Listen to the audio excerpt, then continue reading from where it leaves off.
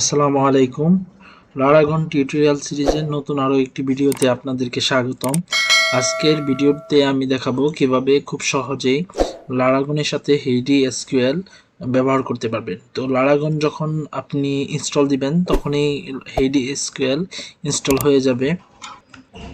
তো লারাগনের যে ড্যাশবোর্ডটি আছে সেটিতে যদি আমরা চলে যাই এবং এখানে দেখবেন যে ডাটাবেস নামে একটি বাটন আছে। এই বাটনে যখন আমরা ক্লিক করব তখন আমরা দেখতে পাবো যে হেইডি এসকিউএলটি চালু হয়ে গেছে। তো লারাগনের সাথে এটি আলাদাভাবে এটি চালু হয়ে যাবে এবং HeidiSQL এর সুবিধা হলো এটিতে বেশ কয়েক ধরনের ডাটাবেস সিস্টেম আপনি এটা দিয়ে অ্যাক্সেস করতে পারবেন। অর্থাৎ ধরেন আপনার MySQL ব্রাউজারে পিসিতে ইনস্টল দিলেন, দেওয়ার পর কিন্তু আপনি এই MySQL এর সকল ডাটাকে আপনি গ্রাফিক্যাল ইউজার ইন্টারফেসে দেখতে পারবেন না। তো HeidiSQL এই জিনিসটাই করে যে আপনাকে একটি গ্রাফিক্যাল ইউজার ইন্টারফেস প্রদান করে, যেটার মাধ্যমে আপনি খুব সহজেই আপনার যে ডাটাবেজের টেবিলগুলো ডাটাগুলো এইগুলো আপনারা দেখতে পারেন। তো আমি এখানে দেখতে পাচ্ছি যে তাদের একটি সেশনের নাম হচ্ছে লারাগন MySQL।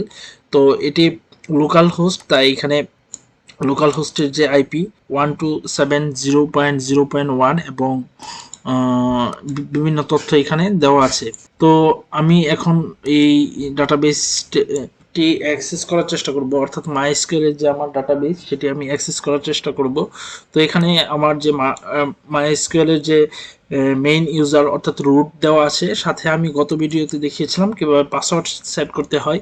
তো যদি কিভাবে MySQL এ পাসওয়ার্ড সেট করতে হয় এই বিষয়টি না জেনে থাকেন তাহলে আমার ওই ভিডিওটি দেখতে পারেন।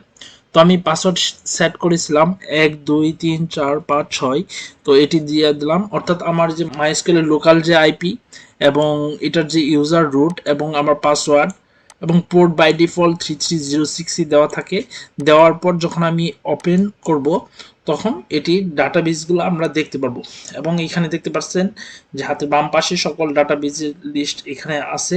তো পাশাপাশি এখানেও আছে এবং এটিতে যখন আমি ক্লিক করব যে কোনো একটি ডাটাবেসে, তখন ডাটাবেসে থাকা যে টেবিলগুলো সেইগুলোকে আমরা দেখতে পারবো। অর্থাৎ ডাটাবেসের আইকনগুলো এরকম হয় আর টেবিলের আইকনগুলো ঠিক এরকম হয়। এখানে বিভিন্ন ধরনের টেবিল আছে, টেবিলের সাইজ, কখন ক্রিয়েট হয়েছিল, কখন আপডেট হয়েছে, এটা কি ইঞ্জিন ব্যবহার করে এবং পাশাপাশি যদি কোনো ধরনের কমেন্ট থাকে তাহলে সেটিও এখানে গ্রাফিক্যাল ইউজার ইন্টারফেসে খুব সুন্দরভাবে দেখিয়ে দেয়।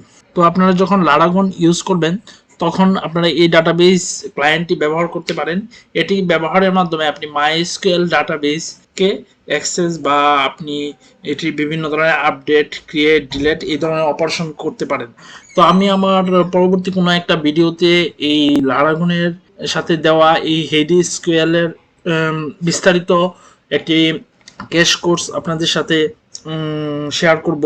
তো আপনারা সেই পর্যন্ত অপেক্ষা করতে পারেন। আর এই ছিল আজকের এই ভিডিওতে যে কিভাবে আমরা HeidiSQL-কে লারাগন থেকে অ্যাক্সেস করতে পারি।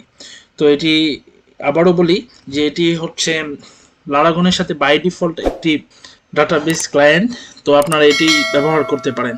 যদি আজকের এই ভিডিওটি আপনার উপকারে আসে এবং যদি ভিডিওটি দেখে আপনার ভালো লাগে তাহলে অবশ্যই ভিডিওটিতে একটি লাইক দিয়ে আমার চ্যানেলটি সাবস্ক্রাইব করে রাখুন। আর যদি ভিডিওটি আমার পেজ বা ফেসবুক প্রোফাইল থেকে দেখে থাকেন তাহলে ভিডিওটিতে একটি লাইক দিয়ে আমার পেজটিকে ফলো করতে পারেন। ধন্যবাদ সবাইকে।